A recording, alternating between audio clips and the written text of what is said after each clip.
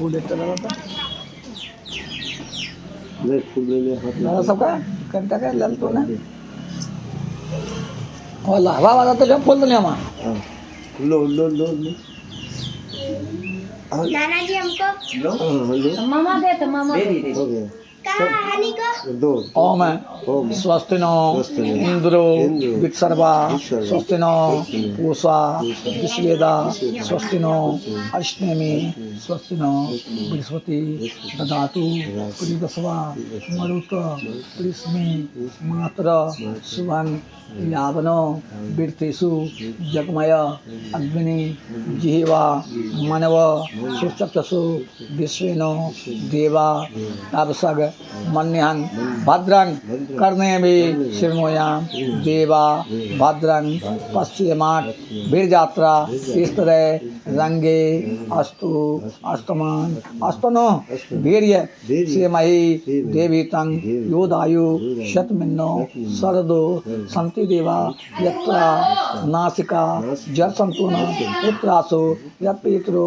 भवन्ति मानो मध्यारिस दीर्घान्ति अदिति तिरंचि स्वमाता स्वपिता स्वपुत्र विश्वदेवा अदिति पंचजना ओमध शांति दीपचंग शांति रोजदया शांति वनस्पत्ये शांति विश्वदेवा शांति ब्रह्म शांति सर्वट शांति ओम शांति शांति शांति प्रणाम हंसने को लौटा पूछ शुरू कर दे मैं चढ़ैया हाँ हां चढ़े यहाँ गरुड़ पुराण है हम इनका चढ़ा दे सब बेच रहे वही सब कुछ आ गई वो आप जो फूल रखवा ने फूल वो फूल रहते हाथ ओ में हां हम घर लगा काम होता है हां दो फूल ले लुटा हाथ में हम तो खाली सूजी बोले हे सौनकाहारी के वचन सुन पीपल पत्र की तरह कंपित हो प्राणियों के उपकारार्थ फिर केशव से गरुड़ ने पूछा हे भगवान मनुष्य प्रसाद या बुद्धि द्वारा तन प्राप्त कर नरक में न जाए ऐसा कौन उपाय है मुझको वह कहिए संसार रूपी समुद्र में डूबे हुए तथा दीन है चित्त जिनका ऐसे पाप से जिनकी नाश हुई बुद्धि विषयों में आसक्त हैं ऐसे मनुष्यों को उद्धार हे माधव कोई शास्त्रोक्त उपाय कहिए जिन उपायों से मनुष्य सदगति को प्राप्त होवे। भगवान कहते हैं हे गरुड़ तुमने मनुष्यों के हित के लिए अच्छा प्रश्न पूछा अब तुम सावधान होकर सुनो मैं सब विस्तार सहित कहता हूँ। जिन पुत्र रहित और पापी पुरुषों की दुर्गति होती है वह पूर्व में कही जा चुकी है। हे गरुड़ पुत्रवान पुरुष तथा धार्मिक पुरुष की दुर्गति कभी नहीं होती। यदि अशुभ कर्म या योग बल से पुत्र का जन्म नहीं हुआ फिर भी पुत्रोत्पत्ति हो ऐसा उपाय अवश्य करें। सचंदी विधान से या हरिवंश पुराण श्रवण से या भक्ति से शिव का आराधन कर बुद्धिमान पुरुष पुत्र उत्पादन करते हैं। पिता का पुण्य मनरक से पुत्र उद्धार करे इसलिए ब्रह्मा ने पुत्र ऐसा इसका नाम रखा है। धर्मात्मा एक पुत्र भी संपूर्ण कुल का उद्धार कर देता है और पुत्र से स्वर्गादि लोक की प्राप्ति होती है। यह अनादिकाल श्रुति कहती है। इस तरह पुत्र महात्म वेदों में कहा है मनुष्य पुत्र का मुख देख पितृ ऋण से मुक्त हो जाते हैं। पुत्र का स्पर्श करने से मात्र से देव पितृ मनुष्य इन तीन ऋणों से यमलोक को आदि को उल्लंघन कर स्वर्गादि लोक में जाते हैं। समान वर्णकाली स्त्री पुरुषों को विदग्ध विधि से विवाहित स्त्री का नाम ब्रारोरा है। उस स्त्री का पुत्र स्वर्ग में ले जाता है और अविवाहिता किसी स्त्री से जो पुत्र होता है वह पिता को नरक में ले जाता है। हे गरुड़ इसलिए हीन जाति के पुत्र का त्याग करें। सवर्ण पुरुष से स्त्री में जो पुत्र होता है और सपुत्र है जो कि श्रद्धादि करने से पितरों को स्वर्ग लोक को ले जाने वाला होता है। श्री भगवान कहते हैं हे गरुड़ श्राद्ध से पितर स्वर्ग लोक में जाते हैं इसमें संदेह नहीं, परंतु अन्य द्वारा पिंड देने से एक प्रेत भी स्वर्ग को गया। यह कथा सुनिए। इस विषय में पुरातन इतिहास कहता हूँ जिसमें और्धवैदिक देहादिक दान का महात्मा कहा है। त्रेता युग में अति सुंदर महोदय नामक पुर में बलवान धर्मनिष्ठ बब्रुवाहन नामक राजा था। यज्ञ दान करने वाला, ब्राह्मणों का सत्कार करने वाला, शील आचार गुण आदि से तथा क्षत्रिय धर्म युक्त राजा था। वह दंडनीय पुरुषों को दंड देता था और सपुत्र को सदृश धर्म द्वारा प्रजा की रक्षा करता था। किसी दिन महाभुजाधारी उस राजा ने सेना सहित शिकार खेलने की इच्छा कर नाना प्रकार वाले वृक्ष समन्वित गहन वन में प्रवेश किया। नाना प्रकार के मृगों के समूह तथा नाना प्रकार के पक्षी जहाँ शब्द कर रहे थे, ऐसे वन में राजा ने दूर से एक मृग को देखा। उस राजा ने दूर से अति तीक्ष्ण मृग भेदी बाण छोड़ा पर नहीं मरा, किंतु राजा के चलाए हुए उस बाण को लेकर मृगा वन में प्रवेश कर गया। राजा ने मृग को नहीं देखा, केवल मार्ग में रुधिर गिरा हुआ दिखाई दिया। उसके अनुसार राजा उस मृग के पीछे जाता हुआ वाना अंतर में गया। मार्ग चलने के श्रम से, क्षुधा तृष्णा द्वार कंठ मुख जाने से तथा धूप लगने से राजा का चित्त विहल हो गया। इस प्रकार चलते चलते तालाब को देख राजा ने घोड़े सहित जल में प्रवेश किया। राजा आश्व से उतर कमल के सुगंध से व्याप्त इस शीतल जल का पान करने से स्वस्थ चित्त हो गया। राजा ने उस समय वहाँ से एक बट वृक्ष को देखा।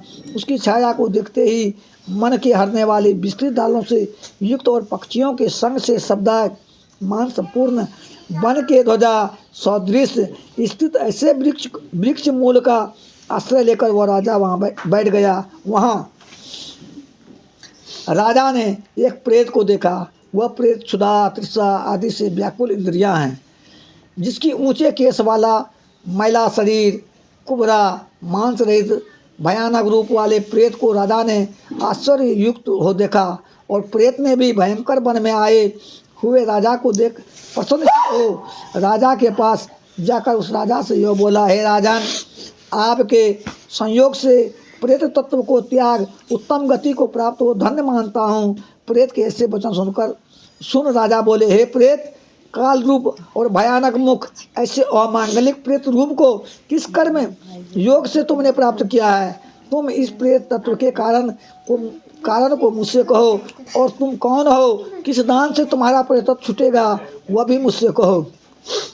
राजा के इस तरह वचन सुनकर वह प्रेत बोला, हे नृपश्रेष्ठ, मैं प्रारंभ से लेकर प्रेत तत्व का कारण कहता हूँ, जिसको सुन तुम मुझ पर दया करो। वैदिक नाम एक नगर था। वह संपादि से युक्त अनेक देश के प्राणियों से तथा अनेक रत्नों से युक्त घर देव मंदिर अनेक प्रकार के धर्मों से परिपूर्ण था।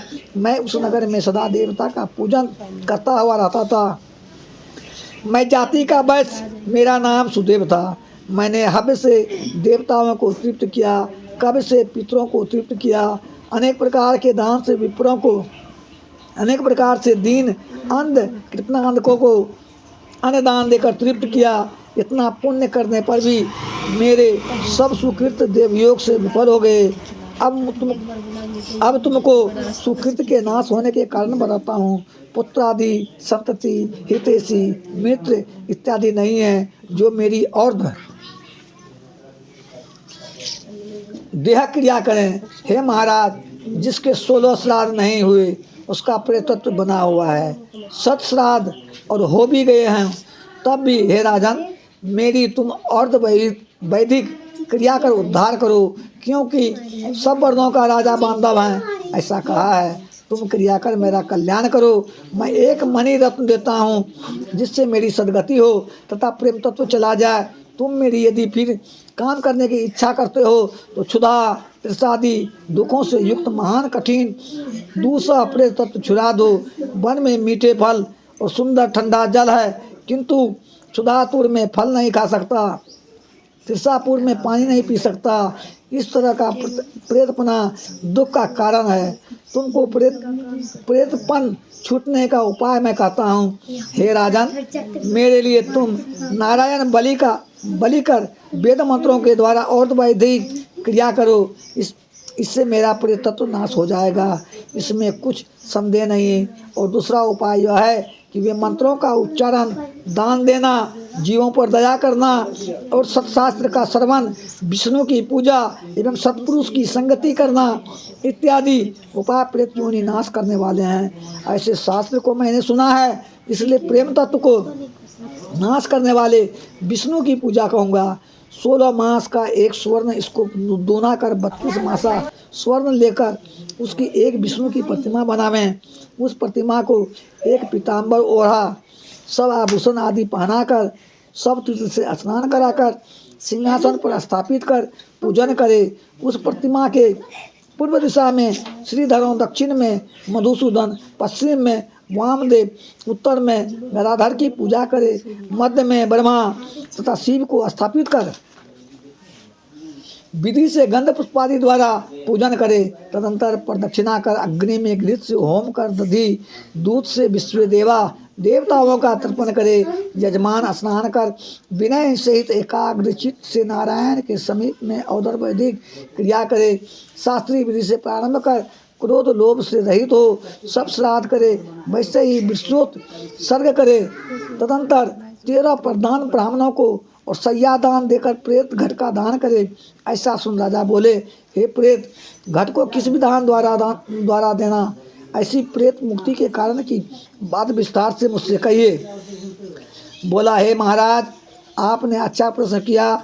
जिस प्रकार दान देने से प्रेतत्व नहीं होता वह मैं कहता हूँ, आप सावधान होकर सुने। प्रेत घट दान सब अशुभों का नाश और दुर्गतियों का नाश करने वाला है। वह सब लोक में दुराचारी है। सुंदर स्वर्णमय एक घट को बनाकर उसके ऊपर ब्रह्मा, विष्णु, महेश्वर, लोकपाल आदि नाम लिखकर दूध तथा घृत से भरो। राजन, भक्ति से नमस्कार कर ब्राह्मणों को दान करे और कोई दान करने की आवश्यकता नहीं, क्योंकि वह सबसे उत्तम दान है। उस घट के मध्य में ब्रह्मा, विष्णु और शंकर को स्थापित कर उसके पूर्व, दक्षिण, पश्चिम, उत्तर इन 4 दिशाओं में 4 लोकपालों को स्थापित करे। हे राजन, गंधा अक्षत आदि से पूजन कर दुग्ध घृत से परिपूर्ण स्वर्णमय घट का दान करे। सब दानों में घट का दान महापात की नाश का करने वाला है। इस दान का श्रद्धा से करने से प्रेतत्व नष्ट हो जाता है। जो बात राजा से कहा, श्री भगवान बोले, हे गरुड़, प्रेत और बब्रू वाहन राजा आपस में बातें करते समय राजा की हाथी, घोड़ा, रथ और सेना वहाँ आ गई। इससे वो प्रेत राजा को नमस्कार कर प्रार्थना कर महामणि राजा को अर्पण कर प्रेत चला गया। राजा भी उस वन से निकल अपने देश को जाकर प्रेत के कहे हुए वचनों को, हे गरुड़, उस राजा ने विधि पूर्वक क्रिया उस ऊर्ध्वदेहिक विधि के पुण्य से बहुत प्रेतत्व से मुक्त हो स्वर्ग लोक को पाया। अन्य के किए श्रद्धादि से श्री प्रेत सदगति को प्राप्त हुआ। पुनः पुत्र के श्रद्धादि करने से पिता की सदगति होती है। इसमें क्या आश्चर्य है?